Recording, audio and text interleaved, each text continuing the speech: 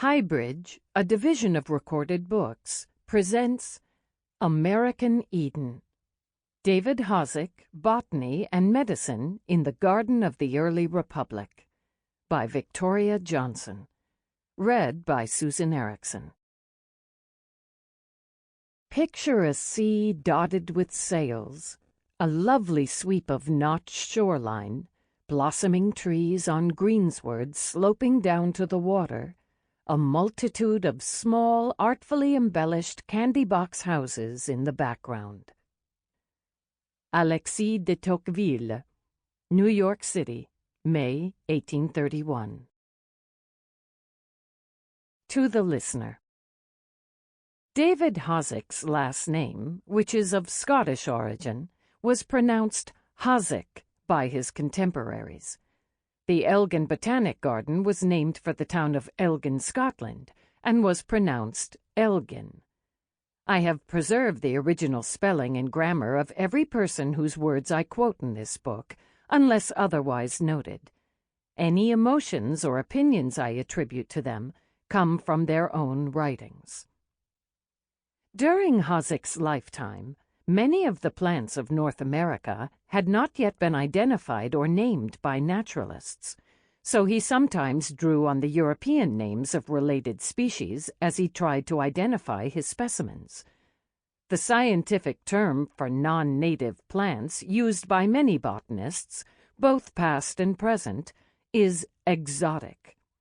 I have generally preserved the names used by Hosack and his botanical associates for each plant mentioned in this book.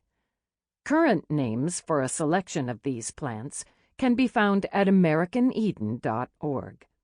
I discuss many remedies Hosack and his colleagues used in their medical practices in the 18th and 19th centuries, but this book is in no way intended as a treatment guide. Prologue. September 1797. The boy would be dead before dawn. He was 15, more handsome already than his famously handsome father, who had turned back toward New York City when he received the news. At best, the boy's father would arrive in time to hold his son's hand as the end came. At worst, he would arrive only in time to embrace his grieving wife. The young doctor in attendance had already sent her out of the death chamber. The doctor was solidly built, neither tall nor short, with thick black hair that crowned a massive head. People often noticed his sonorous voice and his piercing eyes, which were so dark as to appear completely black. He carried himself with a trace of arrogance. At least his rivals thought so. Friends detected in his ramrod bearing only boundless energy and sound principles. He was a man built to take command of a sick room or a funeral procession. The doctor's name was David Hosack, and he was just 28 years old. He knew that his more experienced medical colleagues would try to bring down the fever. Was it typhus, scarlatina, with cold cloths pressed to the skin? But that measure had already proved useless. As the boy's father raced home, Hosack took one last, risky gamble. He chose heat instead of cold, drawing a steaming bath and mixing a botanical remedy into the water, a bitter powder called Peruvian bark made from the cinchona tree native to the Andes. The bark, which was later discovered to contain quinine, had been used for centuries by the Quechua people to cure malaria before the Jesuits imported it to Europe in the 1630s. It had become a staple medicine first for European doctors and then for American ones, and although it was used far more often for malaria, Hosack hoped against hope that it would bring down the fever. Next, he poured several bottles of alcohol into the bath water to stimulate the circulation.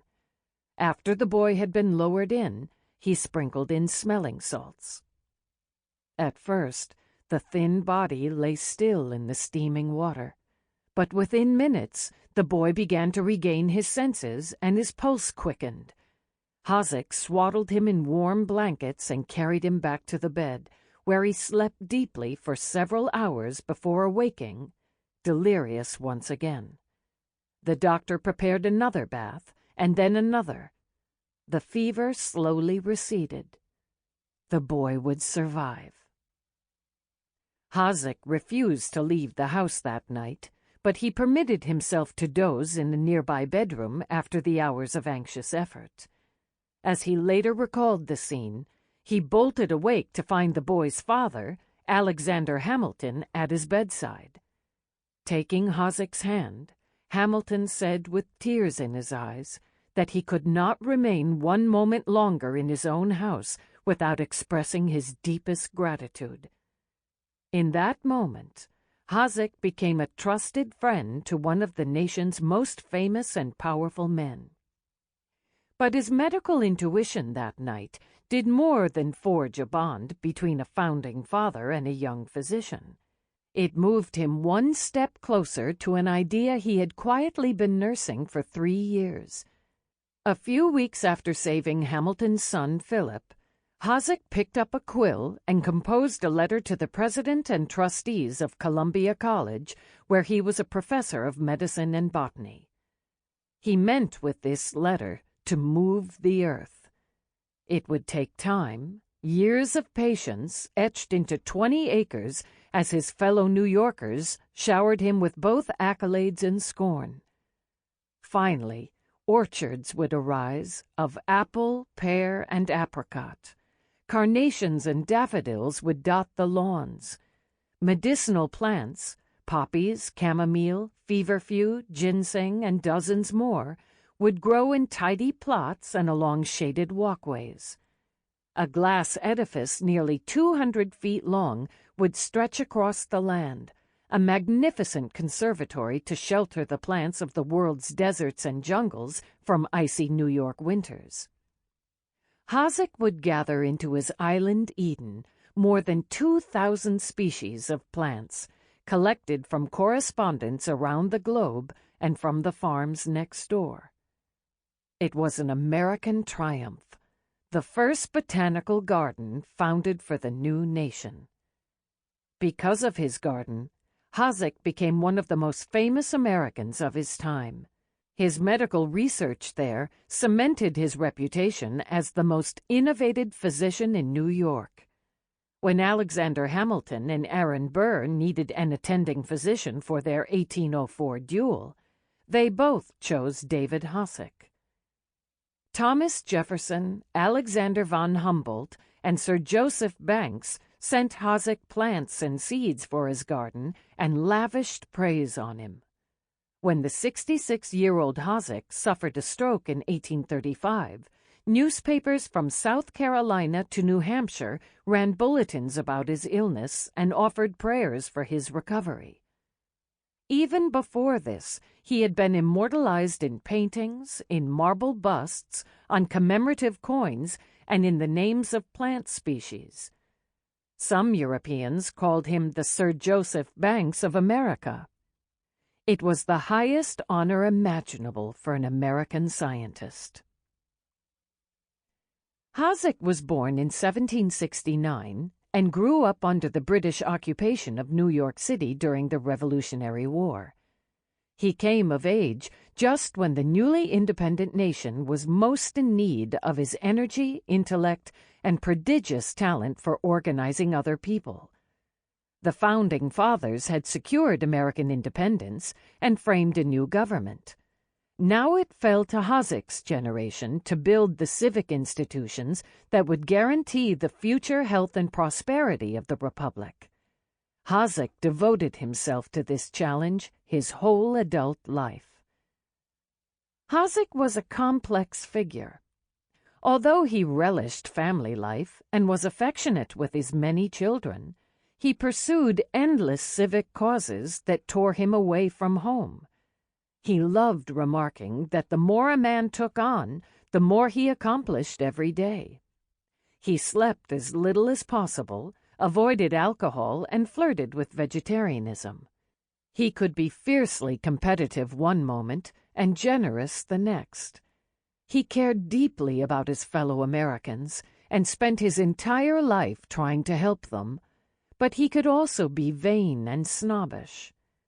As a young doctor, he enjoyed warm relationships with several eminent mentors who loved him like a son, yet he didn't hesitate to break publicly with their antiquated medical theories, for which they forgave him. Hosack devoted his life to bettering his nation, but he insisted on staying out of party politics, even when his friends tried to persuade him to run for office. He believed being a good doctor depended on neutrality. He enjoyed lifelong friendships with famous men who admired him while hating one another. He revered Alexander Hamilton and was shattered by his death in the 1804 duel. But Hosack was so close to Aaron Burr that after the duel he remained in touch with Burr throughout the years of his disgrace and exile. Hosack even sent one of his younger brothers, William Hosack, to Europe as Burr's traveling companion.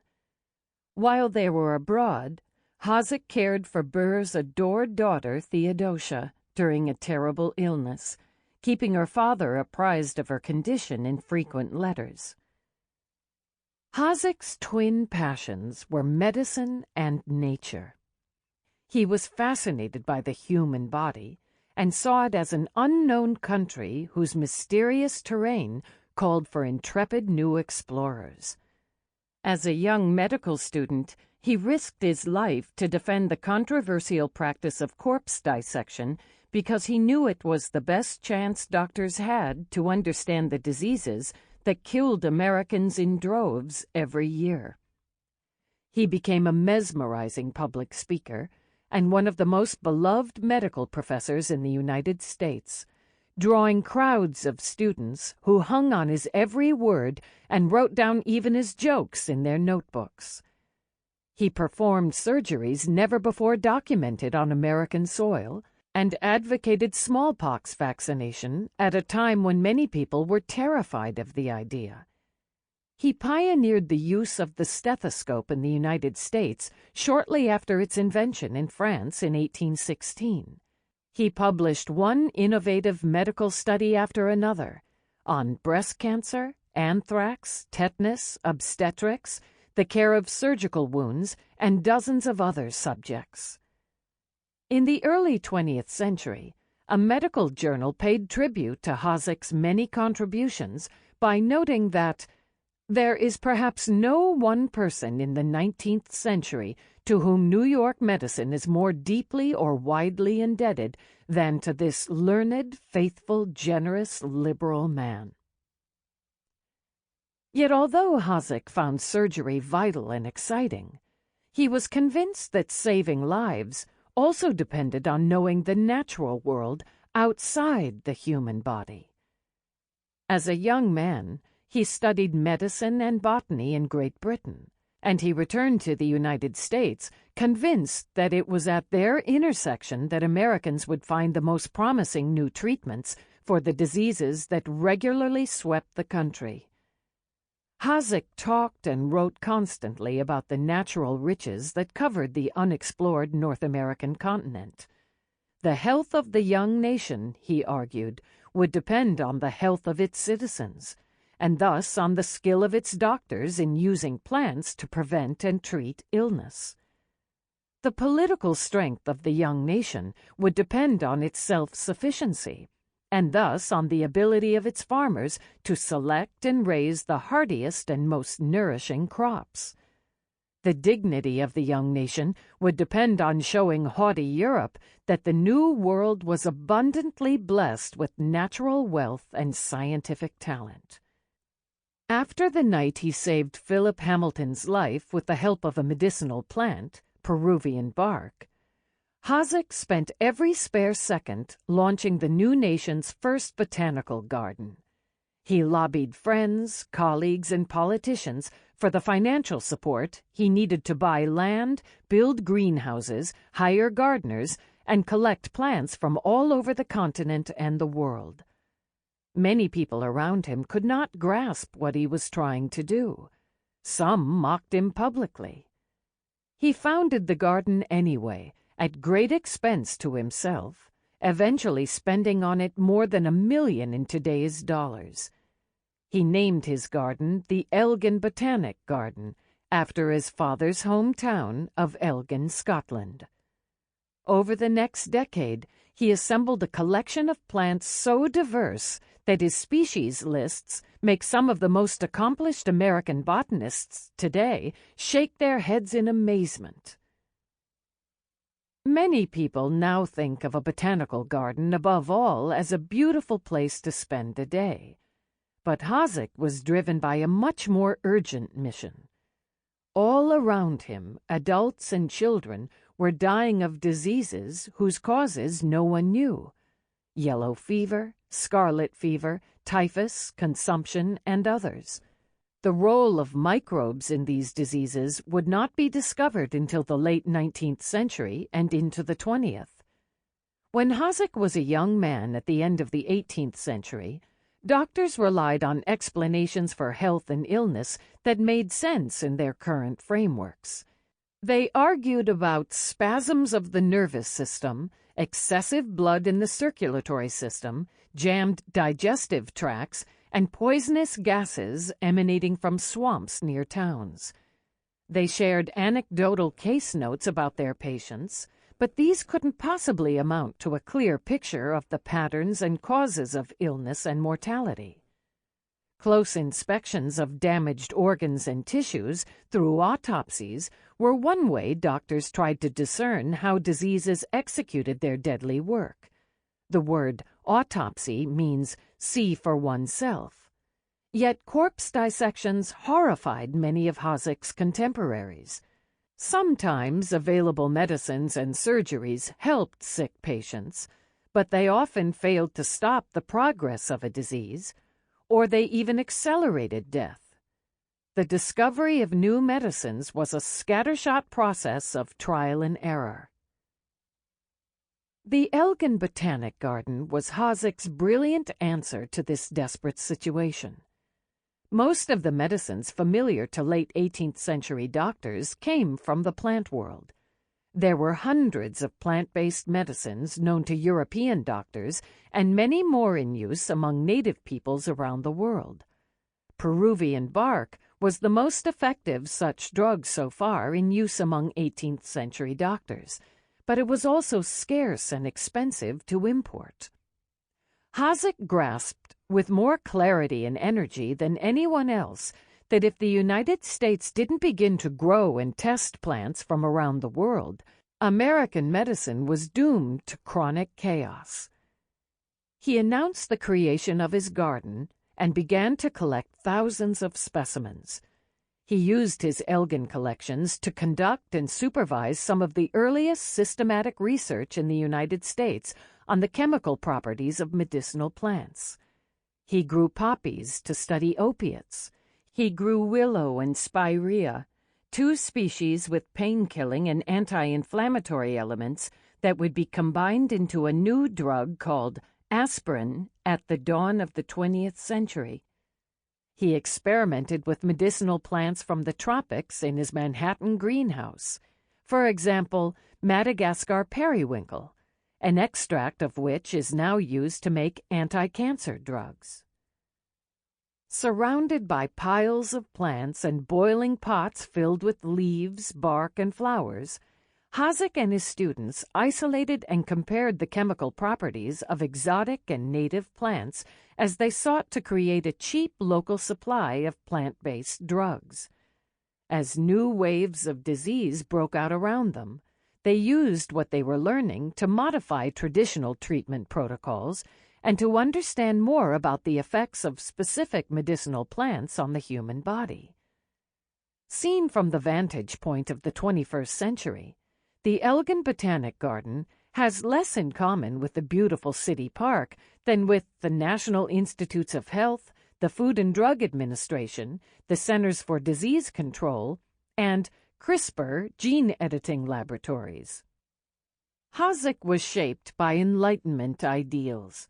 His elders had fought for self-government, founded hospitals, created a national banking system, experimented with electricity, and planned cities. He grew up surrounded by men and women who had deep faith in the ability of humans to better the world through their rational powers of thought and action. Hosack took this exhilarating idea and applied it to medicine, botany, and agriculture. He did as much as any man of his generation to keep the channels between American and European naturalists open, ensuring a constant influx of novel plant species to the United States, along with all the latest information on their properties. Hosack's reputation grew so great that European scientists, including 2 of Napoleon's botanists, came to study with him at Elgin. He sent his own students to study in London and Paris so they would return home prepared to advance American science, just as he had done. Working without the aid of germ theory, Hosack made frustrating mistakes and sometimes charged down dead ends as he strove to match drugs to specific diseases. But he was the leading pioneer in this American quest, and the Elgin Botanic Garden was his staging ground. He trained young Americans to ask life-and-death questions about nature and medicine, and equipped them with the scientific methods to pursue the answers. He founded one of the nation's first medical journals to circulate his and others' research, and he helped build some of the first institutions ever to formulate professional and ethical regulations for American medicine. After Hosack's death, his students, and their students in turn, went on to pioneer in the fields of surgery, etiology, and drug discovery. Hosack's garden helped change how Americans saw the natural world. In 1785, when Hosack was still just an average New York teenager, a French botanist arrived in Manhattan on a mission from King Louis XVI and immediately complained in a letter home, "There are no informed people here, not even amateurs." At the time, few Americans beyond well-heeled gentlemen with country estates and a handful of nurserymen and college professors thought plants were worthy of scientific study. But during the first 2 decades of the 19th century, Hosack taught at his garden and wrote with such excitement about the marvelous properties of plants, from the plainest to the showiest, that he helped ignite a craze for botany. Men and women flocked to lectures by Hosack and his students, snapping up the first American botany textbooks and guides to plant collecting in the wild. In 1817, when another French botanist visited New York and met Hosack and his circle, he came to a different conclusion about Americans' relation to nature.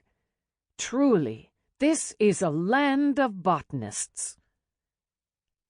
Hosack died in 1835, less than a year before Ralph Waldo Emerson published his essay Nature and co-founded the Transcendental Club in Boston, among whose members was Emerson's young friend Henry David Thoreau.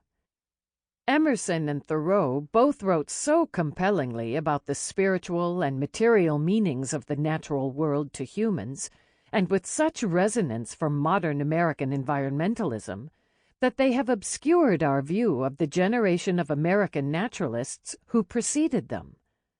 When Emerson was born in 1803, Hosack was already tending the Elgin Botanic Garden and teaching young Americans there how to decipher the healing powers of nature hidden in the plainest plant.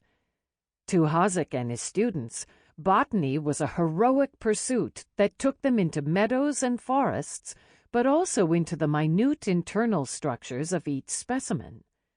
As they labored to name and classify their discoveries, they felt themselves peering into the globe-spanning, dizzying complexity of the natural world. What Hosack loved about botany, Emerson discovered in Paris in 1833. It was a botanical garden, not a ramble in the woods, that propelled Emerson to his great celebration of the natural world as the site and the source of our highest intellectual and spiritual development. In the Jardin des Plantes, He had an epiphany about nature that helped give birth to American transcendentalism. He saw the grammar of botany laid out all around him. This natural alphabet, this green and yellow and crimson dictionary on which the sun shines.